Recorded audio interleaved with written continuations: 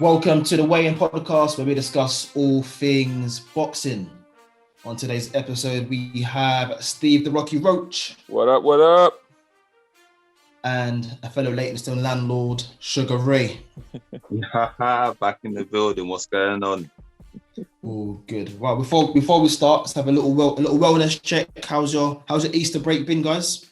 Oh, I can't complain. Currently out in sunny Phuket. You know how we do. Just got back from PP. Just had a private island on. It's called Coconut Island. You know, it's a hotel resort on an island. I can't complain, boys. You know what I'm saying? Man, I'm just being here in the UK where it went from 22 degrees 2 Mondays ago to sub 10 degrees again. I need the sun to have some shame and show up now because it's enough. We get it. We've been cold. We can have some sun now. You know what, Ray? I'm just a bit too hot, to be honest, mate. You know, sometimes I sweat a bit too much. Aircon. Oh, man. I wish I could put my fan on again for a reason, but hey, we're here. Do you lot have good news then? You're allowed to meet up. Is that now or last week? Yeah, No. next week. When's that happening? When can you go meet people in gardens? I'm seeing people on Twitter meeting people in gardens and that. More stuff is opening up, and then I think you can have a small amount of number of people meet up. So, but not it's something. It's something. You boys have a link up planned and then at Elizabeth Park, but then it got rained off. Classic British style. No comment. Get over it. On Monday, you can wear a t-shirt and shorts, and by Tuesday, you're wearing gloves and a woolly hat. Yeah, no, for real. Yeah, man. It's still using my winter jacket this week. It's criminal. And Steve's out here. Man, with nice summer shirt. Flossing in the Hawaiian shirt, you know how we do. You know when the flossing the Hawaiian shirt. Undone. Do you know what? My collection of Hawaiian shirts is actually getting next level in a minute. I need to slow it down, man. Do you know what I mean? The bill for Hawaiian shirts is through the roof. Almost on par with the aircon bill. But you lot, I got a shout out you boys though, man. I saw some stories, Malachi boxing shout out. You lot, you man in the park, Andy on the rope training. I saw that, bro. And Ray, you're looking sharp. We're getting there. Ray, you're looking sharp on the pads, man. Yeah, you know, sharpening up. You know what Floyd said, all work is easy work. You know, but it's not that easy for me, but we're getting there. We're ironing that dodgy MMA striking out at you, bro. Now we're looking like a proper looking like a proper boxer by the day, bro. What? All the boxing curious are going to start coming in the mentions coming at me for that. But, you know, nah, for real, though, man. Different strokes, different folks. Nah, do you know what? Malachi boxing, man. Shout out because some of the guys down there, they like the way he's got them hitting the pads. Some of the talent down there, like technique is real. Sometimes you look at an amateur boxing club and you're like, it looks a bit wild, but everyone to a man looked tidy, and he had everyone correct technique. So shout out to him, man. Yeah, absolutely. Big shout out to Malachi Boxing. They actually have like a weekly session for females to join in. You know, it could easily been about 20, 30 people in the park doing the session. So it's a real positive community vibe. Social distance. Yeah, of course. Massive park, of course. But no, a big shout out to them for what they're doing, what they're trying to achieve, really creating a nice community vibe. And then we're going to use that as a massive segue onto last night's female boxing. We had it last night. There you go. Oh, we're getting good at it all. We're getting good at this place, man. We're getting good at these segues, man. Well, my segue was actually talking of Ilford. Ilford's finest, Conor Benn was in action. Oh, that was way better. Sorry, I ruined it. I don't know how you want to play it, mate. Do you want to go? Should we go big on Conor Benn, although it was only like a minute and 22 seconds, or should we start off with that massive rivalry between Shannon, Courtenay, and Ebanie Bridges. Ebanie Bridges. Yeah, should we start with the women? Okay. We'll start with the women. We was on a segue there. We worked well there.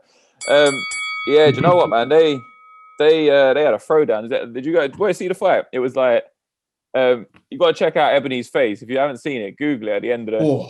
Google it now, man. Her eye was like she said at the thing. My eye is bigger than my boob, and you know boob.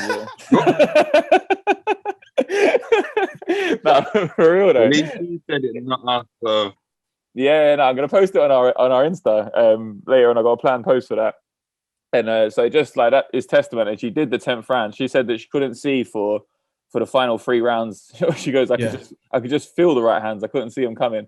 and she stuck with it. And like you can see, her eye is like atrocious, man. It's atrocious. It was a really good fight. It was a really good fight. You know, there was a lot of bad blood between them in that whole build up to the point where it kind of stole the headlines, didn't it? Yeah, it did. It done way like. Do you know what I mean? Kugan Cassius was numbers saying are crazy. The numbers were so much more for that fight. Do you know what I mean? For obvious reasons, but then it was good that they got in there, and it was an entertaining fight. It was a good scrap. Like, I'm not going to sit here and say it was the highest like quality. Do you know what I mean? It was what it was. But they're not the best female boxers in the world. I know they're world champions, but do you know what I mean? They're not Clarissa Shields at this point. But they gave a good account of themselves and showed a lot of toughness, and it was entertaining to watch. Like, you know, definitely. By all accounts, you know what I mean? A lot of people tuned in for one thing and then stayed for the other, which was the best thing. So now it's like you can. Yeah, obviously some people might be visual and tune in for the looks, but you left that fight thinking, okay, do you know what? These two put it all on the line, and yeah, they went for it. So kudos to both of them. And that's it, man. I ain't mad at it. Like, do you know what I mean? People get mad at like people who promote themselves in different ways, as long as like the actual content that they provide, which is the fighting, is good. Who cares what they do to get eyeballs on them? Like, I think it's smart. Like, do you know what I mean? This is a tough game. You need to get paid. And she's a smart girl. The way she like rose up, and then to steal the numbers from Conor Benn, who's a big star in his own right, to do better numbers than him on his undercard, shows that you're doing something right, innit? You get me? Yeah. One thing I was thinking as well, we're kind of a world leader. I think Britain are like a world leader in female boxing right now, man. Do you not think? Like we're kind of 100%. We're like leading the way in that. We got like Katie Taylor, we got Shannon Courtenay won, Savannah Marshall's a world champion. So we got 3 quality world champions there. We've got Katie Taylor fighting on May 1st against another Brit, like, you know, fellow Olympian.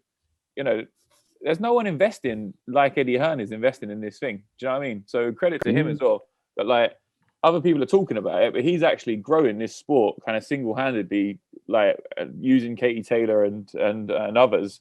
And he's doing a great job, man. Do you know what I mean? It's good to see. Absolutely. I don't know if you guys are aware, but Savannah Marshall actually beat Shields. She holds a win in the amateur ranks.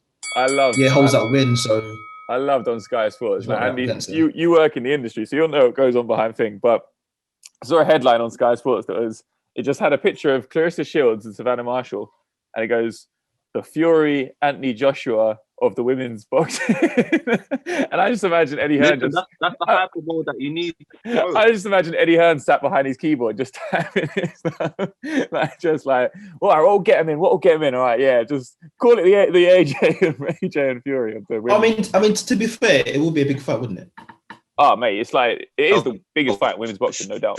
The whole UK against US narrative as well. I saw someone on Twitter mention they should put this on the Fury and AJ undercard. I don't know if they want to wait that long, but in a perfect world, that would have been the perfect setup for both of them. Imagine to be like the fight before the Fury and AJ. So we'll see, especially 2 big markets, the UK versus the US. I think that's a very good fight. Hopefully, both women get paid handsomely for that fight as well. So, and that'll boost up the profile of women's boxing, get more eyes on it, and more eyes on the wider division as well. So, let's hope so.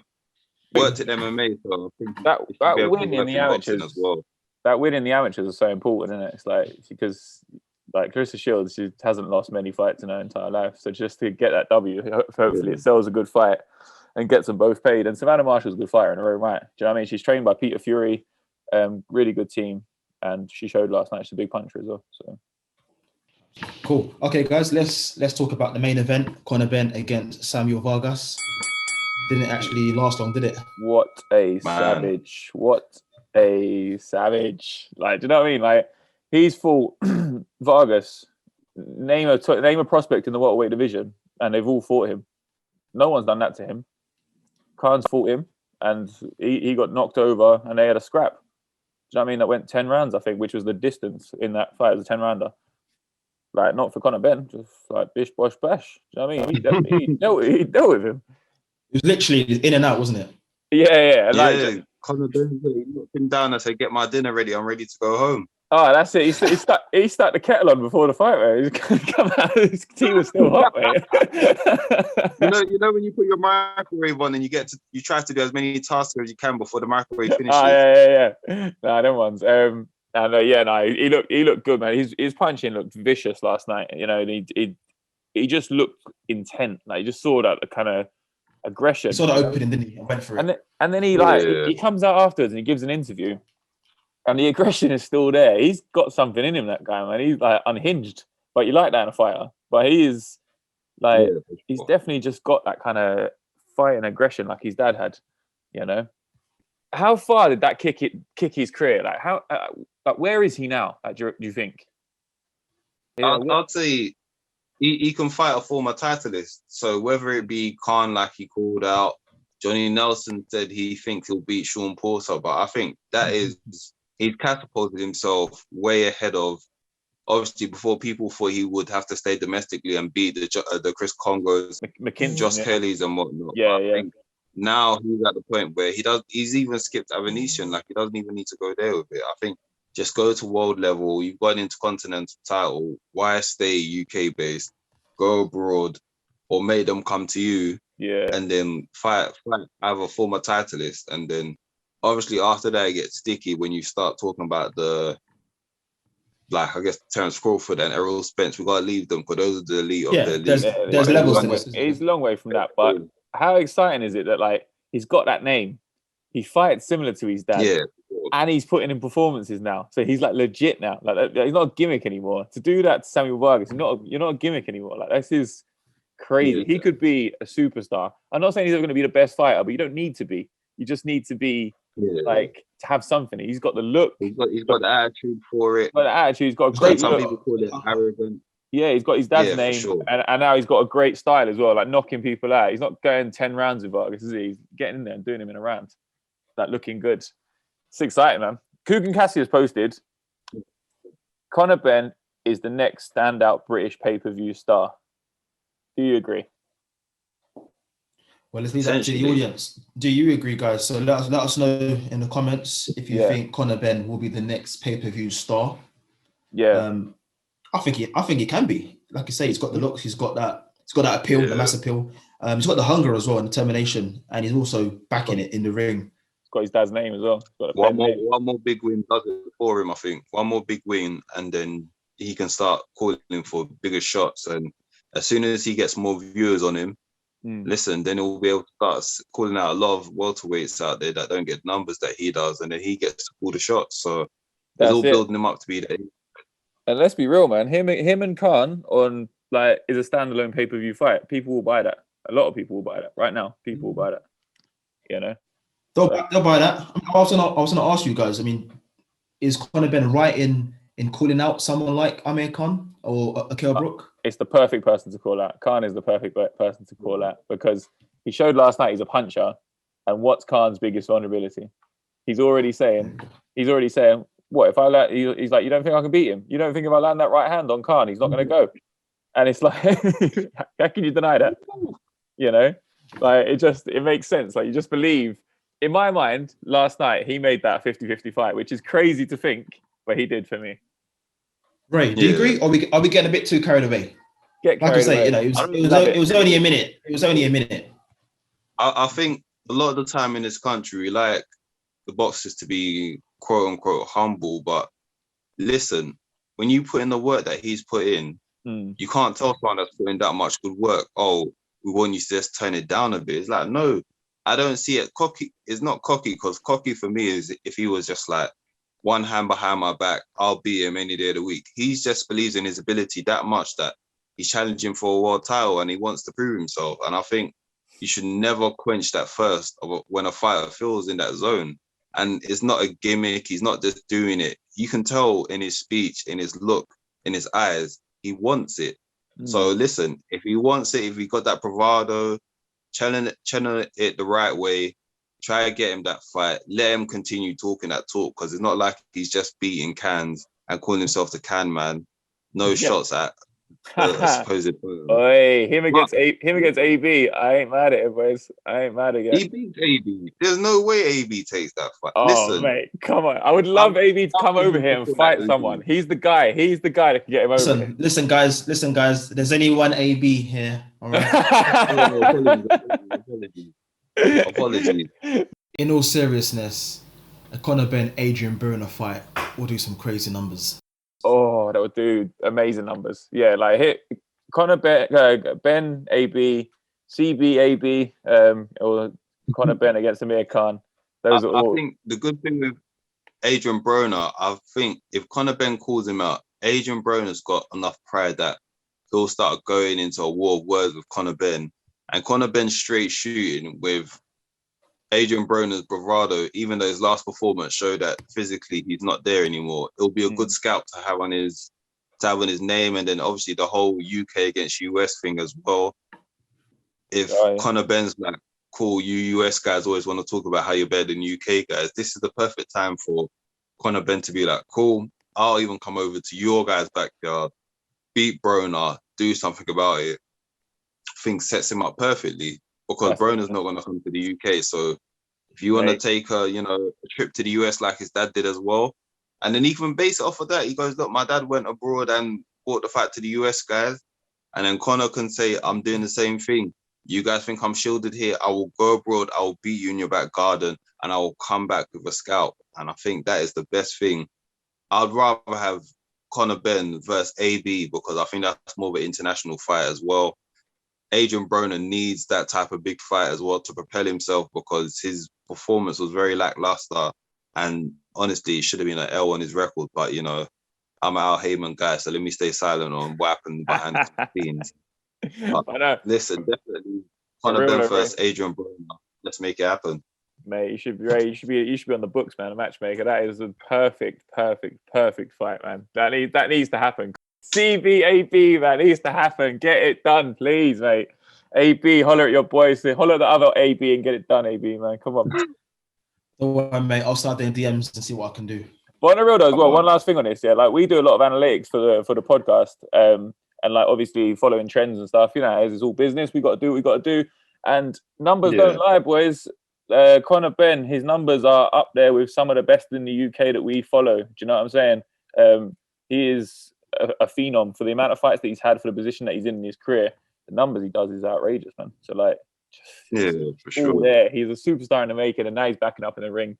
This is exciting, and he's becoming his own man as well, which is more amazing. That obviously the Benn name will always be there, but the fact that he's just been like, listen, my dad was a great fighter, but I'm the guy up next. Stop trying to. And I think it's good that Nigel stayed out of his boy's way. He's just let him do what he's doing. He's made his own path now.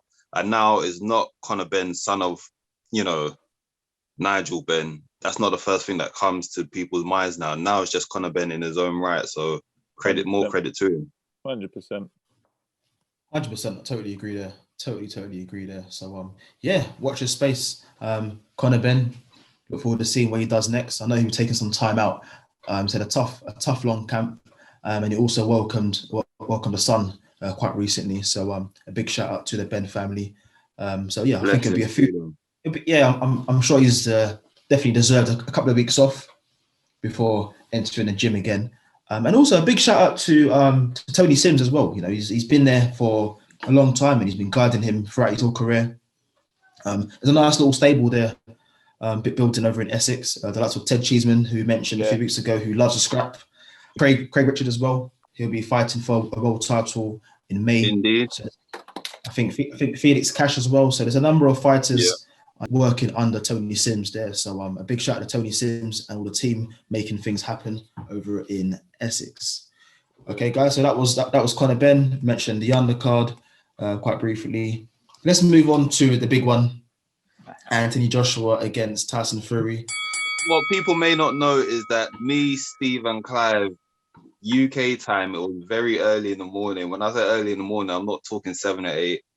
1 in the morning, we had a big discussion regarding the politics between Fury and AJ and getting this fee, and then it led to talking about records and etc. etc.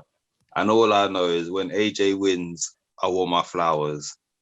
Mate, let me read this. Yeah, so I woke up. I thought I was dreaming. I woke up. Yeah, I got the shake of life. Yeah, check my phone as you do.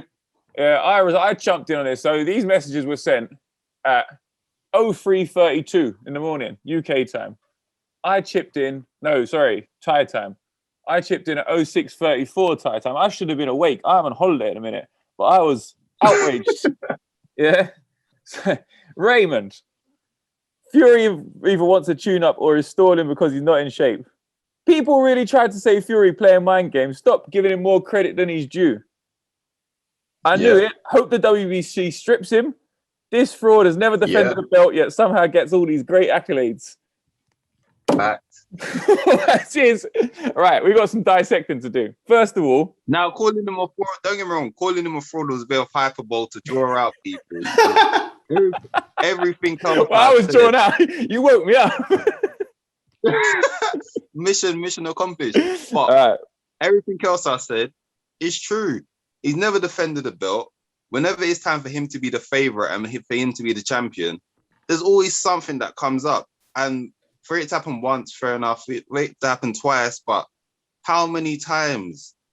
And the amount of time people are like, oh yeah, it's Fury doing mind games. There's no mind games. You're like, you can't be in a room by yourself talking stuff and it says mind games. The person who you're talking about is not even in the room. He's training. I don't even know if the same could be said. Let's be real, man. He ain't ducking the guy. Yeah. Either the money's there or the money ain't. Yeah. Like someone who went, my point is, someone who went to Germany to fight Klitschko is not scared of anyone because that's like, you know, everything was stacked in against him, but he still went there. He got that W. He comes back from however long out. You saw all the weight stuff, whatever. He did that to himself.